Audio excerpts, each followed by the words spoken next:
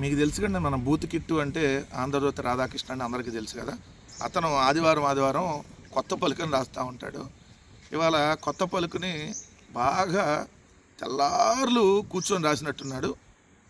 కొంత ఎన్టీవీ మీద విషం కక్కుతూ దాంట్లో ఈయన ఏదో సాంప్రదాయని సుప్పిని శుద్ధపోస లెక్క ఈయన రాసినటువంటి వార్త చూడండి.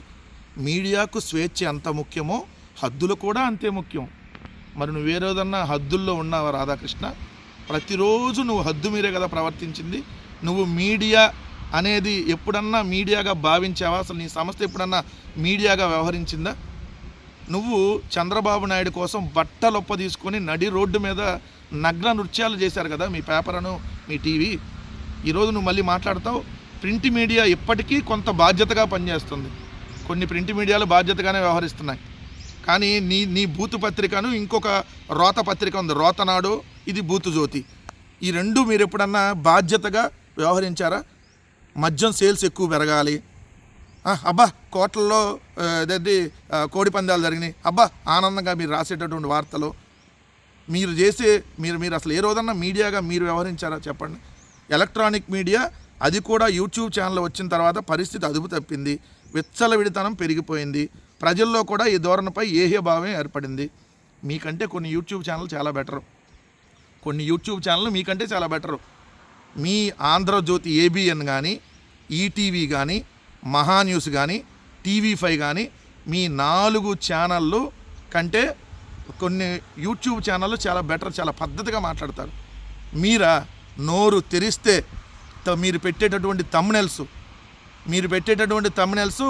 ఏదైతే బూతు ఛానల్ కూడా పెట్టవు, అలాంటి బూతు ఛానల్ మీరు నడుపుతుంది. మీకంటే అక్కడ డబ్బుల కోసం ఏదైతే బూతులు లేదంటే రొమాంటిక్ వీడియోలు చేసే యూట్యూబ్ ఛానల్ ఉంటాయి చూడండి, వాళ్ళు చాలా బెటరు. మీ ఛానళ్ళ కంటే వాళ్ళు చాలా బెటరు. వాళ్ళన్నా డబ్బుల కోసం పనిచేస్తున్నారు. మీరు ఈ సమాజంలో ఏదైతే ఒక రాజకీయ పార్టీ కోసం నడి రోడ్డు మీద నగ్నంగా డాష్ పనులు మీరు చేసేది. మళ్ళీ నువ్వు ఈరోజు కొత్త పలుకు, అదేదో సామెత ఉంది, అదేంది పతివ్రత పరమాణం వండితే తెల్లారేదాకా చల్లారలేదంట. అట్టానే ఈ బూతు కిట్టు కొత్త పలుకు అనేటటువంటి రాత రాస్తే తెల్లార్లు దాని దగ్గర కూర్చొని డిస్కస్ చేశారంట. ఇంకా అర్థమై ఉంటుంది కదా, కొత్త పలుకు చుట్టూతో డిస్కస్ చేశారంట తెల్లార్లు. మరి అట్లా రాస్తాడు కదా కొత్త పలుకు, మామూలు రాయుడు కదా. ఇంకేం మాట్లాడాడు ఈయన? తెలుగునాట మీడియా విశ్వసనీయత దెబ్బతింటున్న నేపథ్యంలో మీలాంటి బూతు ఛానల్ ఉండటం వల్లే మీడియా విశ్వసనీయత ఎప్పుడో దెబ్బతినిపోయింది. దెబ్బతింటున్న నేపథ్యంలో కాదు, ఎప్పుడైతే ఆంధ్రజ్యోతి అంటే ఏబిఎన్ టీవీ, టీవీ5 ఎప్పుడైతే మీరు నడి రోడ్డు మీద రాజకీయ వ్యభిచారం చేస్తూ ఉన్నారో చంద్రబాబు నాయుడు గారి కోసం, అప్పుడే మొత్తం పూర్తిగా దెబ్బతినిపోయింది మీడియా మీద విశ్వసనీయత. ఇప్పటికైనా రాజకీయ నాయకులు, మీడియా సంస్థలు తమ హద్దుల్లో ఉంటే మంచిది. నువ్వు ఏ రోజన్నా హద్దుల్లో ఉన్నావా? నువ్వు పాటించి కదా మిగిలిన వాళ్ళకి చెప్పాలి. సాంప్రదాయని సుప్పిని శుద్ధపోసని లెక్క కబుర్లు కాదు చెప్పేది మనం. ముందు నువ్వు చేసేటటువంటి బ్రోకరిజం గురించి చెప్పు. నువ్వు చేసేది రాజకీయ బ్రోకరిజం కదా. మనం స్పెషల్ ఫ్లైట్ వేసుకొని విజయవాడ ఏ బ్రోకర్ పని కోసం వెళ్ళావు? పొద్దున పూట 11ంటికి బేగంపేటలోకి వెళ్ళి మళ్ళీ సాయంత్రం 5ంటికి బేగంపేట ఎట్టొచ్చావు? 13 సీటర్ల స్పెషల్ ఫ్లైట్తో ఏ బ్రోకర్ పని చేయడానికి వెళ్ళావు?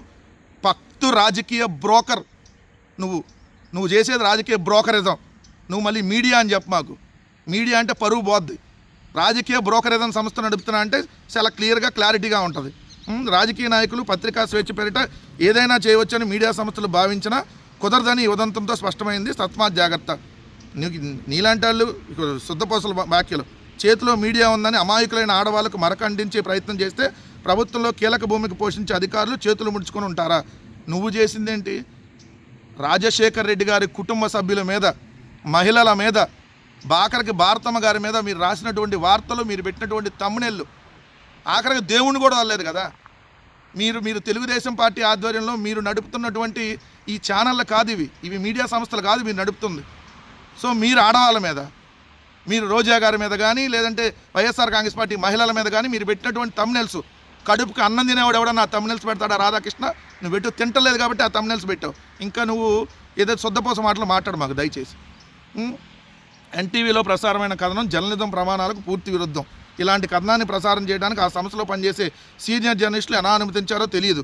యాజమాన్యం చెప్పినంత మాత్రాన ఏది పడితే అదే ఎలా ప్రచారం చేస్తారు?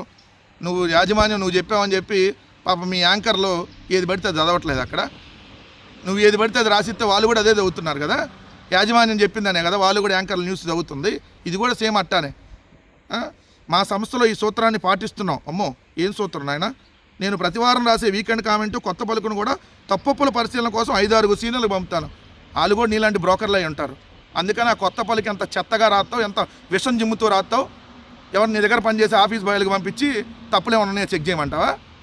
ఎవడన్నా నిజంగా కొత్త పలుకు అనేది నువ్వు నిజంగా సీనియర్ జర్నలిస్ట్ అనేవాడికి పంపించుంటే, నిజంగా వాళ్ళు జర్నలిస్టులు అయితే, సార్ మీరు ఇది చిమ్ముతుంది విషం, దీన్ని కొత్త పలుకు అనరు, దీన్ని విష పలుకులు అంటారు, ఇది సమాజంలో విషాన్ని రేకిచ్చేటటువంటి విష బీజాలు మీరు నాటుతున్నారు, ఇట్లాంటివి వేయకూడదని వాళ్ళు చెబుతారు కదా. సో తెలుసు కదా, సాంప్రదాయని సుప్ని శుద్ధపోస కొత్త పలుకు పలికితే, కొత్త పలుకు రాస్తే తెల్లార్లు కొత్త పలుకు దగ్గర అందరు కూర్చొని అబ్బాబ్బా ఇంకా రా అని ఎంకరేజ్ చేశారంట. ఇదేనా? సిగ్గుండాలి రాధాకృష్ణ నీకు. అయినా నీకెందుకు ఉండట్లేదు సిగ్గు, మొత్తం అన్నీ వదిలేసి తిరుగుతున్నావు కదా.